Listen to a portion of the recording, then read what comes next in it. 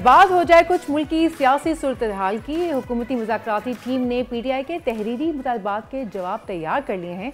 ज़राए के मुताबिक हुकूमत का तहरीरी जवाब में कहना है कि 9 मई के वाक़यात पर जुडिशल कमीशन नहीं बन सकता। और ज़रा ये बता रहे हैं कि हुकूमती टीम ने मौक़िफ़ अपनाया है कि जो जुडिशल कमीशन है उन मामलात पर बनता है जो अदालत में ज़ेर बहस ना हो। 9 मई के मुकदमात तो वैसी अदालतों में हैं, फिर बाज़ मुलज़मान को मिलिट्री कोर्ट से सज़ाएँ भी हो गई हैं। और हुकूमती ज़राए ने तहरीरी जवाब में 26 नवंबर के हवाले से भी लापता अफराद की फ़हरिस्त और गिरफ्तार अफराद की तफसीलात मांगी है ताकि उस पर बात आगे की जा सके। जुडिशल कमीशन के हवाले से जो पाकिस्तान तहरीक इंसाफ के मुतालबात हैं, इस पर बात कर लेते हैं। हमारे साथ मौजूद हैं पाकिस्तान मुस्लिम लीग नून की मरकज़ी रहनुमा रुबीना खुर्शीद साहिबा।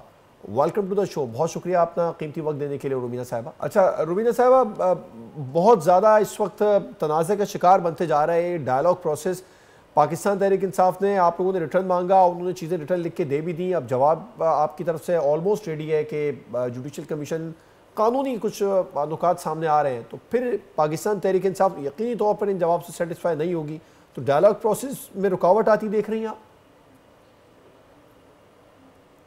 देखिए, जहाँ तक PMLN की बात है या हमारी हुकूमत की बात है, हमारे सीनियर क़यादत की बात है और इरफान सिद्दीकी साहब, डेफिनेटली हम लोगों ने, पाकिस्तान मुस्लिम लीग ने हमेशा मुफाहमत की बात की है, आगे बढ़ने की बात की है, सियासी फ़रोग की बात की है, माहौल को बेहतर बनाने की बात की। आपको याद होगा जब मियाँ मोहम्मद शहबाज शरीफ साहब जब लीडर ऑफ द अपोजिशन थे, तब भी उन्होंने कहा था कि आए मिलकर हम चार्टर ऑफ इकॉनमी की बात करते हैं, लेकिन तब भी उनका जो रवैया था आज भी उनका वही रवैया है। और मैं समझती हूँ कि जिस तरह की बातें इस टाइम बैरिस्टर गौहर अयूब साहब और उनकी जमात कर रही हैं, वो सब हम जानते हैं और मेरे ख्याल में अवाम भी देख रही है कि इंतशार फैलाना और इस किस्म की जो बातें हैं, क्योंकि आप दो रास्तों की तरफ, दो कश्ती के सवार आप नहीं हो सकते। अगर आप मुज़ाकरात करना चाहते हैं तो मेरे ख्याल में आपको मुज़ाकराती माहौल में बैठ कर तो मुफाहमत की बात करनी चाहिए। और आई थिंक कि इसी से उनकी सीरीज का जो है वो अंदाज़ा बखूबी होता है। और मैं समझती हूँ आने वाले दिन मज़ीद इस पर और उनकी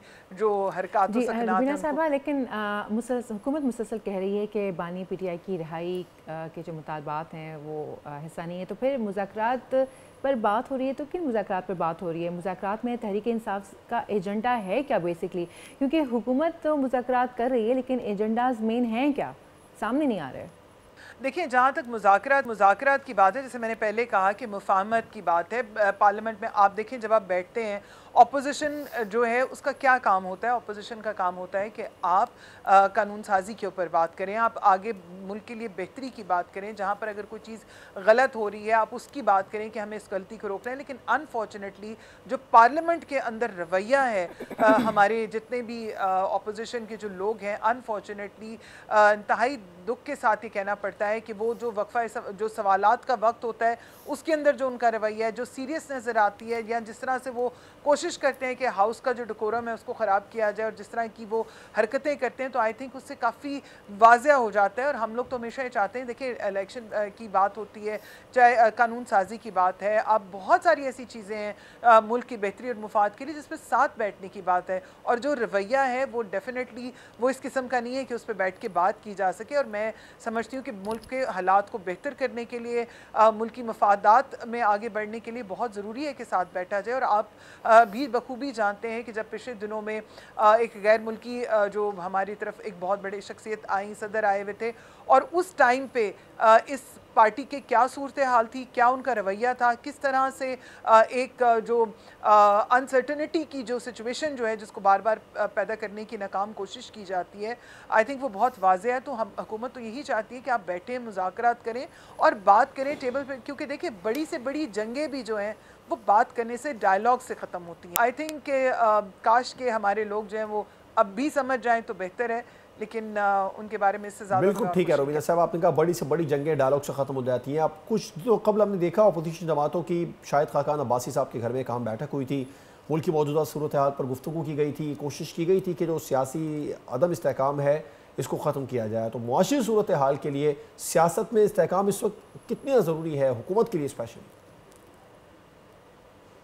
देखिए, जहाँ तक बात है आपस में बैठ के बात करने की, मुल्क जो है वो अल्हम्दुलिल्लाह honourable prime minister Mian Muhammad Shehbaz Sharif साहब की क़यादत में मुल्क जो है वो माशी इस्तेकाम की तरफ जा रहा है, मुल्क जो है वो बेहतरी की तरफ जा रहा है, हालात बेहतरी की तरफ जा रहे हैं।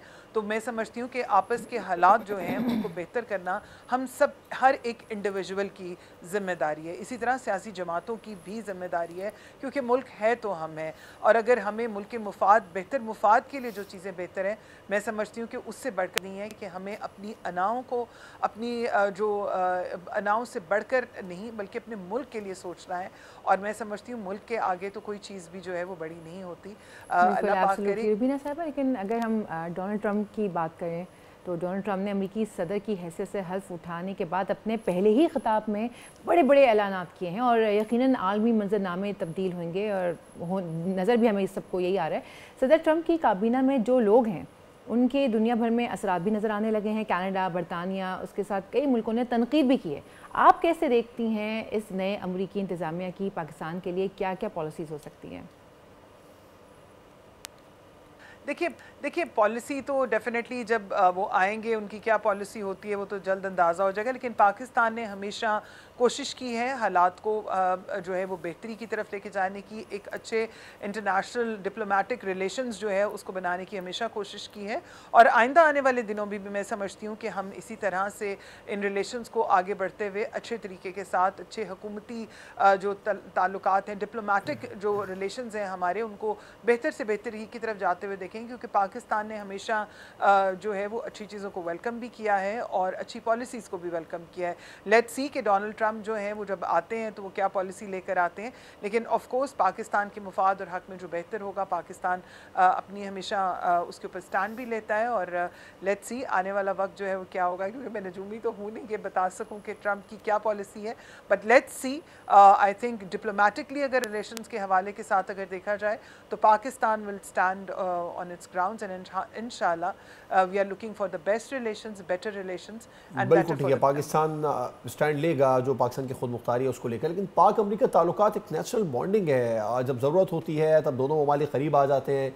दूरियां भी अक्सर पैदा होती रही हैं, हमने देखा सरमोरी आई है। ट्रंप के आने के बाद आप क्या समझती हैं पाकिस्तानी सियासत पर इसके क्या असरात हो सकते हैं? क्योंकि जो नई इंतजामिया है उसका झुकाव अपोजिशन जमातों की जानिब ज़्यादा नज़र आ रहा है। देखिए ये कहने की भी बात है अभी, जैसे मफरूज़े और इन चीज़ों के ऊपर तो मैं बात नहीं कर सकती, क्योंकि मैं ज़ाहिर है एक ज़िम्मेदार शहरी हूँ और मैं समझती हूँ, और मैं ये समझती हूँ कि ये कहना कि अपोजिशन की तरफ झुकाव है, झुकाव जिसकी तरफ मर्ज़ी हो, बात तो वो है कि जो बात स्टेट की होगी हम उसी चीज़ को फॉलो, इंशाल्लाह जो स्टेट के हक़ में बेहतर होगा, मुल्क के मुफाद में बेहतर होगा, वही बात होगी। ऐसे रुबीना साहब, अगर पाकिस्तान की बात करें तो मौसमियाती तब्दीलियों से पाकिस्तान भी शदीद मुतासर हुआ है। आप ख़ुद हुकूमती माहौलियाती स्ट्रैटेजीज़ देख रही हैं, इस हवाले से कुछ बात करना चाहेंगी कि कौन से इक़दामात उठाए जा रहे हैं? पाकिस्तान जो है वो बहुत सारे माहौलियाती चैलेंजेस का जो है वो सामना कर रहा है। इनफैक्ट पाकिस्तान जो है अगर देखा जाए तो जो टॉप वनरेबल ममालिक हैं उनके अंदर आता है, जिसमें कि हम सब जानते हैं कि जिसमें हमारा अपना किरदार जो है वो ना होने के बराबर है। लेकिन डेवलप्ड कंट्रीज़ की जो है उनकी वजह से इस टाइम पाकिस्तान कितना ज़्यादा मौसमियाती चैलेंजेस जो हैं उनसे निपट रहा है। और किस किस चैलेंज में हम देखते हैं कि एक्सट्रीम सर्दी, एक्सट्रीम गर्मी, हीट वेव्स, और फिर उसके बाद और बहुत सारी जो असरात हैं वो हम पे हम उन चैलेंजेस को निपटते हैं। जहाँ तक बात है वफाक की, तो वफाक का काम है कोऑर्डिनेशन करना सूबों के साथ, और मुझे ना सिर्फ ये करना बल्कि इंटरनेशनल लेवल के ऊपर स्ट्रैटेजीज़ और उन चीज़ों को भी देखना नेशनल और इंटरनेशनल लेवल पे।